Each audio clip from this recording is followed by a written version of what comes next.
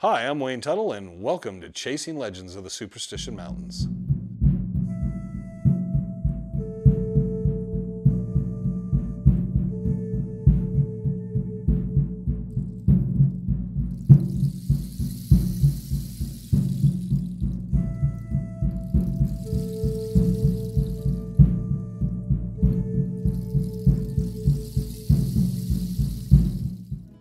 Hi, I'm Wayne Tuttle, and welcome back to Chasing Legends of the Superstition Mountains. First thing, if you like us, like it. If you don't, dislike it. It isn't going to hurt my feelings, but definitely subscribe to us, all right? Today's story, I'm going to talk about a story that was actually published in the 1970s. I actually read the article in a local paper, and the story was about a man named by James Colton, and it's kind of an odd story. A friend of mine, I remember I clipped it out, and I might still have it in a scrapbook somewhere. And the story was about this cave these guys had found, and they're up there, and they sometime in the 1930s they find this cave, and they kind of get inside, and on the wall in the cave there's this cross, okay, this big cross, 3 by 4 feet, and they start messing with it to see if they can pull it down. And it causes some sort of trigger, and some doorway opens. And they work in their way past this doorway, and they got some torches. They lit some kind of torches, and they went back in there to see what was back in there, and then the door sprung shut behind them. And with that, taking all the air out and knocked the torches out, and they were unable to relight them. So they're feeling their way around. They could feel what felt like boxes, crates, and all this different stuff, and then they keep getting through, but they realize they're stuck in there and they're not sure how to get out. And then they find this kind of little bit of a passage tunnel, and they end up like kind of falling down through it. And it's supposed to be a two-parter, and I think it kind of ends like that, but it doesn't totally resolve the story. Well, I'd read the story, and kind of what I caught at the time was this was kind of around the mid-late 70s, and there was another movie that was very similar to some of this. And I thought, wow, the guy kind of like borrowed, or maybe kind of had the same idea as Raiders of the Lost Ark. Didn't think much of it. And there were two guys writing stories generally during that time period. One of them was this guy, James Colton, and the other guy was a guy named Val Paris. Now, everyone knows these guys by other names. Val Paris was, of course, Bob Ward. And Tom Collenborn was James Colton. Now, I don't know if in the Collenborn Chronicles, Tom ever published that story again, because I do remember it was originally under the James Colton name. And he never put it in Ride Through Time or any of his books. He made a reference to it, but never addressed it by name. Now, I'd heard about this story when I was younger, and then I'd find letters between Dutch hunters from the 50s and the 60s making reference. I know Glenn McGill, who Killer Mountains fame, referenced it and so forth. Al Morrow did. I think Crazy Jake was aware it was somewhere in a certain vicinity, but he wasn't. But most of these guys didn't know quite where it was, and I don't know if anybody actually knows where it is. Now, you can always reference an article where myself and Ron Feldman both said there's a lot of sites we're not going to give you any specific or even sometimes much general information about. And this is one of those stories, because with the information I was able to receive and everything, and I'm about to share some of it today, I don't want to kind of give it away because it's kind of a special place, and the history or the understanding of it never was really truly resolved. So what's the real story? Where does this story come from? Because there's got to be some germ of truth. Well, in the late 1920s, a gentleman by the name of George Wesley Collenborn, another man named Leif Poor, and another man named Abe Brunson, and all, they were making trips into the Superstitions. So they're making their trips, and they're searching various areas, and they covered a lot of ground during this time period. And in the late 1920s, just around 1930, they come across these two caves. One's a bit deeper and a bit more open and wide, and the other one's very shallow, much more narrow. They were excited about the smaller cave because in it was a bunch of mining tools and artifacts, and they felt it was probably dated sometime between the mid-1800s to the late 1800s. They weren't quite sure. There's no specific information I've ever gotten or any identification over those tools. But they found this nearby, And they never found any mines in the area. I know one of the things that was intriguing at the time is supposedly the stories of 9 covered Peralta mines, and that the Apaches had covered the mines, so they thought they could be in the vicinity of something like that. Then they also doubted, they just couldn't resolve that. But the second cave was even more puzzling, because they went into it, and the real story for all of you is there was a 3x4 cross. Now this cross is made out of like low-grade copper and so forth, but the cross is there, and it was stuck into the crack into the floor of the cave back in the back, and they could not get it to budge. They went down and they actually made visits to this thing till the late 1940s. In fact, later it was George Columborn, it was Herman Petrash, and a man named Glenn Ward spent a lot of time up there kind of going through trying to understand if there was a mine in the area and what it actually meant. And that was one of the last major partnerships I think they had. I went in trying to understand what it could mean. I knew there was photographs of the cross, and I got to see one, and so I saw that it was particularly there. And I wasn't sure of the area. I wanted to find it. Now, Randy Wright and I spent a significant amount of time covering the certain areas looking for this cave. We found some other caves, kind of we think possibly related in different areas, but this one in particular was something I wanted to really find. Now, in talking to 1 or 2 people who had actually been there on site, because this is one of those places that very, very few people have been. The one thing they always said was they thought it could be a hoax, but what puzzled them is why would it be a late 1920s hoax?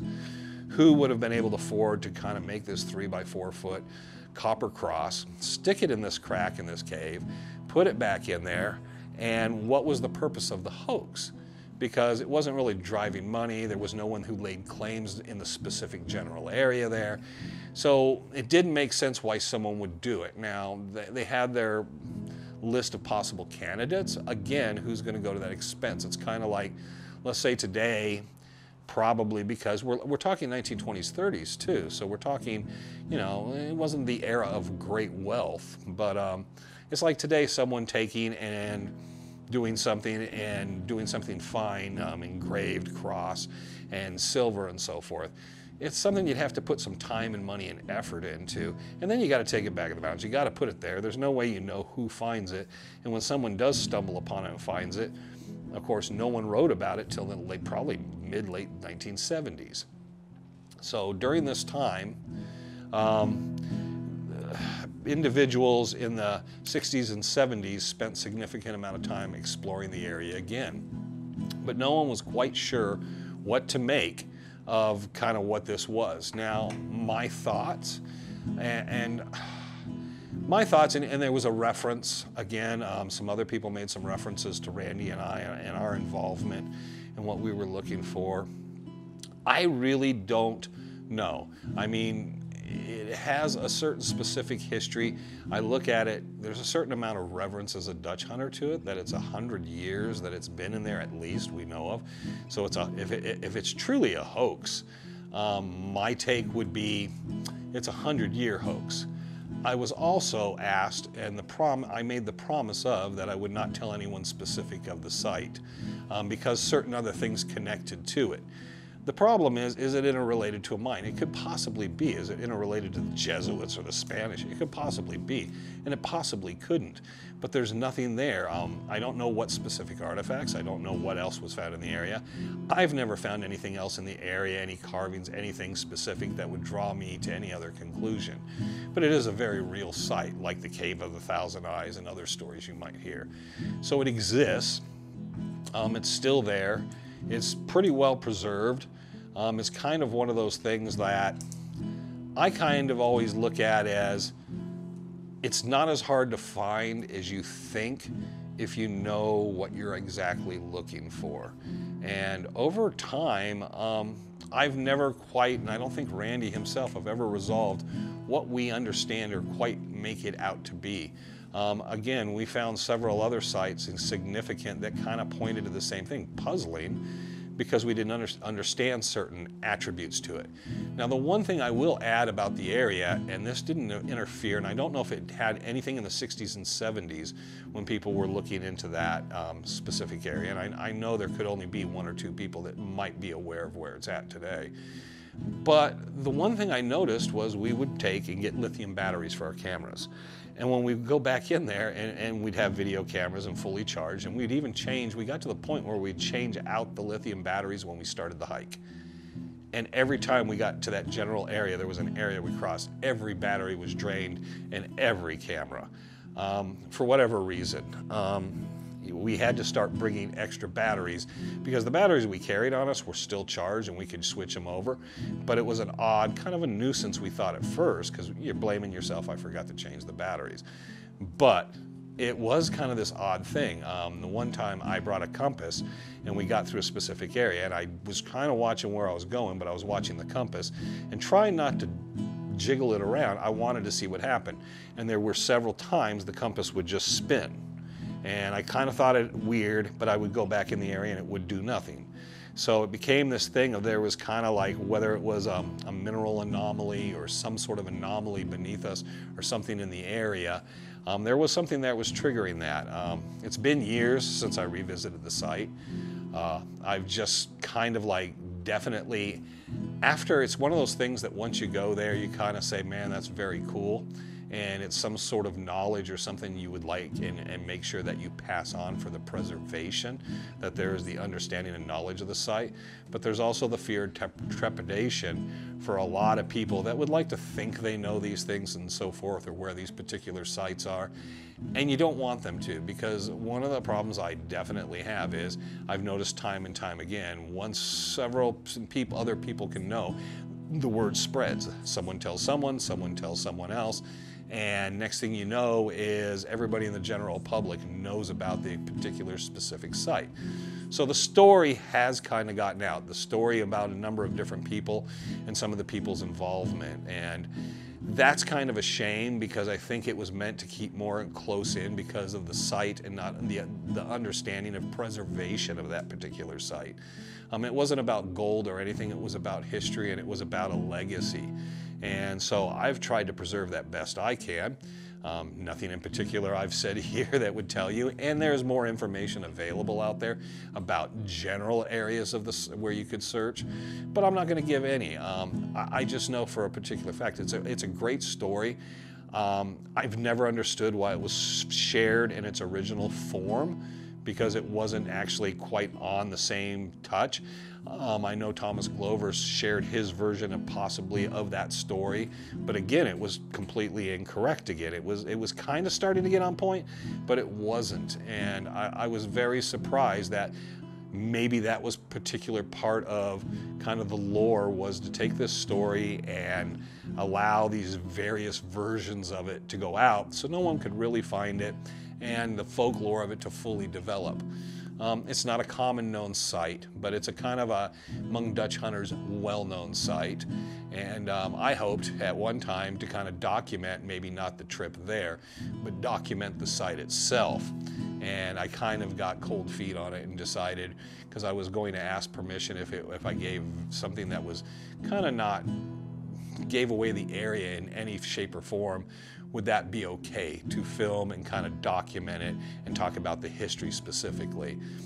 And it was kind of an up in the air iffy thing, but I think it needs to be mentioned, because I think the gentlemen's names who I've mentioned through this need to be regarded for their legacy and what they did and what they accomplished in the mountains. I think it's important because most of this was not documented. It's not being written in books, and people are not buying those books. I mean, you're not going to have a bestseller Lost Dutchman Mine book. You're not going to sell 1 million copies. It's not going to become more deeper ingrained in part of the folklore. And I'm hoping kind of some of this is. I know there's other people that like to pretend they know and they've been out into these things, but this is a very specific site, very specific special site. And I'll share some more with pretty way generalized clues or non-clues of where they're at, because I think they're interesting stories, and when you run across one of these articles or references to it, you'll go, it is interesting. And it also is just an acknowledgement that right now we're sitting into the area of almost 100 years of this story being kept very, very tightly bound. Probably no more than 10 or 12 people over that 100 years have known where it's at. And like I said, I know there's 1 or 2 people that may know, but I don't know. And I sometimes realize in some of these sites, wow, what if I'm the only guy that remembers or knows where it's actually at now, which is kind of a special thing. But again, you got to find the place, time and place to share that legacy and spread it on, and hope you find that person you can entrust in. And that was something that weighed heavily on me and Randy at times, was we had to look at certain sites and certain information we had and say, how do you pass this on the next generation and entrust into it that it's not used and abused. So thank you for joining us for Legend of the Superstition Mountains. Thank you. This is that Lost Dutchman Legend of the Superstition Mountains channel. And unlike a lot of other YouTube channels, we're the honest guys, right? So we have real subscribers, we have real views, and we have actually real stories. So completely off the cuff all the time for everybody. Have a great week. We will catch you next week on Chasing Legends of the Superstition Mountains. So what was going on there? I mean, you guys were like, I could see him, his camera went down, you guys are talking the whole time. I mean, I'm trying to focus on this, but I don't know if you can tell my eyes are shifting off because you guys, he's whispering, you're whispering back. What was going on? So his camera, the SD card filled up even though I deleted last week's footage, so it should have had at least like half the card should have been empty. And then he changed the SD card in there and put in a new SD card. And as he was recording, every single like 2 minutes, it stopped recording randomly. So we were having nothing but technical issues for no apparent reason. Yeah. No, but did this camera catch everything? Yeah. And we'll have to review and make sure the audio. Hopefully it got the audio and everything. Well, now I'm kind of wondering, this is a subject matter I haven't really wanted to talk about, and I've always kind of held back. And I've been actually very quiet about it. Even at the rendezvous, I've been always kind of brief. This is maybe the most I've talked about the subject matter. Nothing specific, but in general. But yeah, that's kind of weird. Well, hopefully, what, Tyler? Your battery went dead? The battery's dead now? Wasn't the battery just half charged like a second ago? Wasn't it just charged? Okay. Yeah, it was half charged a second ago. It's dead? I don't know. It maybe. was literally on half charge. It can't be dead. It's dead, he says. He's going to go charge the battery so we the next one. Okay. Well, I don't know what to tell you, dude. Are we rolling? It was on half Are we rolling? Yeah. Oh, okay. Well, okay. Let's cut out of this and see what we got. So make sure we got the story down.